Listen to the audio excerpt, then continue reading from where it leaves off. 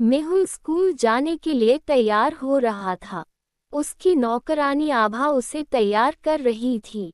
तभी मेहुल की मम्मी आशा जी ने आवाज लगाई, आभा कितना टाइम लगेगा, बाबा को तैयार करने में देर हो रही है। जी बस हो गया, चलो बाबा जल्दी चलो, तुम खेल में लगे रहते हो, डांट मुझे पड़ती है। मम्मी की आवाज सुनकर मेहुल जल्दी से बाहर आ गया। गेट के पास आशा जी खड़ी थी। उन्होंने मेहुल का बैग चेक किया, फिर ड्राइवर को बुलाकर बैग उसे दे दिया। बाहर चमचमाती हुई गाड़ी में मेहुल जाकर बैठ गया। कुछ ही देर में गाड़ी फर्राटे मारती हुई स्कूल पहुंच गई।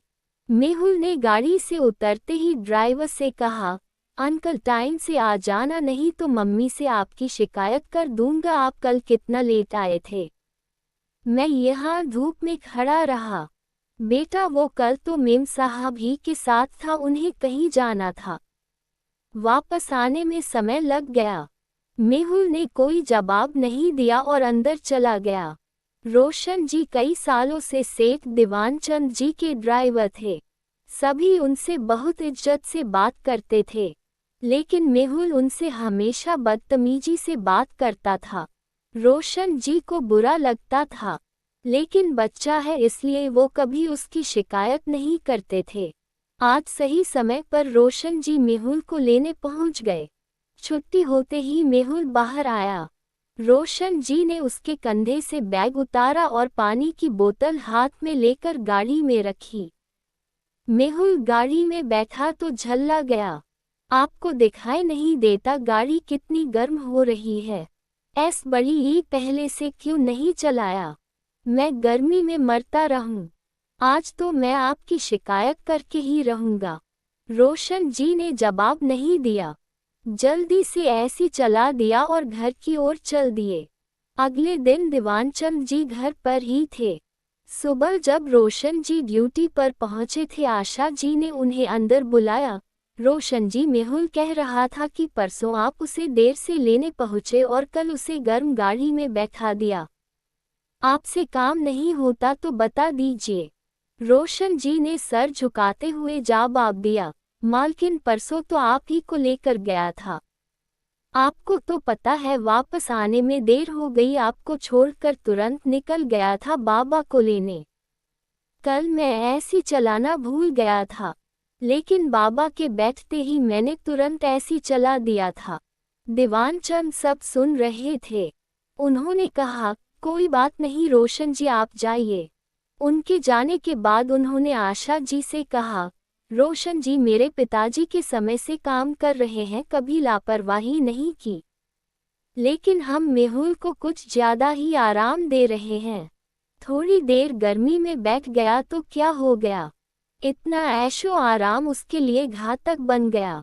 आप तो रहने ही दो, एक ही तो बेटा है हमारा, वो भी कष्ट पाए तो क्या फायदा इतना अमीर होने का। ये कहकर आशा जी किचन में चली गईं। हर नए दिन के साथ मेहुल की आदतें बिगड़ती जा रही थी। कभी वह खाना फेंक देता, कभी किसी भी नौकर को डांट देता। आशा जी हमेशा उसका पक्ष लेकर नौकरों को डांटती रहती थी।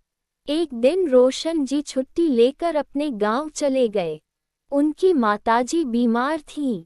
सुबह जब मेहुल स्कूल के लिए तैयार हुआ तो आशा जी ने कहा, बेटा आज रोशन जी तो आए नहीं, तुम आज टैक्सी से स्कूल चले जाओ, मैं कैब बुक कर देती हूँ।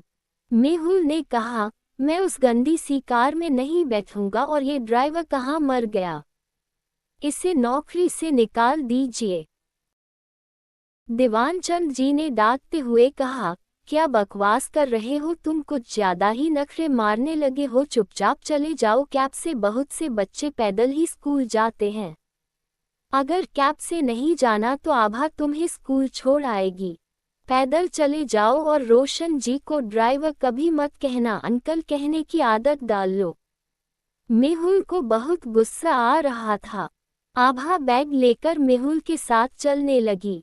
वह बड़बड़ा रहा था, आने दो इस रोशन के बच्चे को, इसकी वजह से मुझे इतनी गर्मी में पैदल स्कूल जाना पड़ रहा है।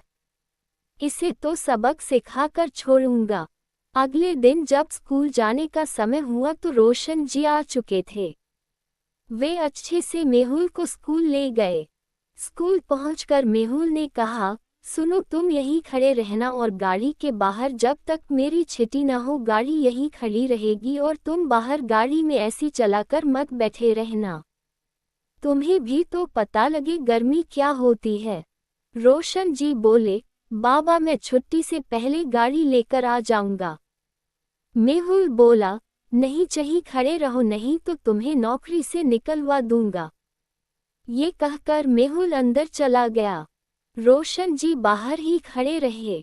स्कूल के आसपास कोई जगह नहीं थी बैठने की। गाड़ी के पास खड़े खड़े गर्मी से उनका बुरा हाल हो गया था। छुट्टी के समय जब मेहुल बाहर आया तो देखा न वहां रोशन जी थे न गाड़ी। उसे बहुत गुस्सा आया। तभी सामने से आभा आती हुई दिखाई दी। चलो बाबा, हम ऑटो करके चलते हैं। लेकिन ये रोशन कहाँ मर गया? मैंने उससे कहा था यहीं खड़ा रह। आभा बोली, वो तो यहीं खड़े थे लेकिन गर्मी से चक्कर खाकर गिर पड़े, उन्हें अस्पताल में एडमिट कराया गया है।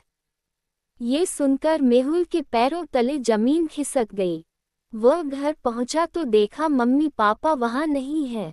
मेहुल बैठकर रोने लगा कि उसे अब डांट पड़ेगी, यह सब उसकी वजह से हुआ है। कुछ देर बाद मेहुल के मम्मी पापा आ गए तो मेहुल ने पूछा, अंकल कैसे हैं? आशा जी ने कहा, बेटा वो अब ठीक हैं। कह रहे थे बस तुम्हें छोड़कर वापस आ रहे थे, अचानक चक्कर आ गया।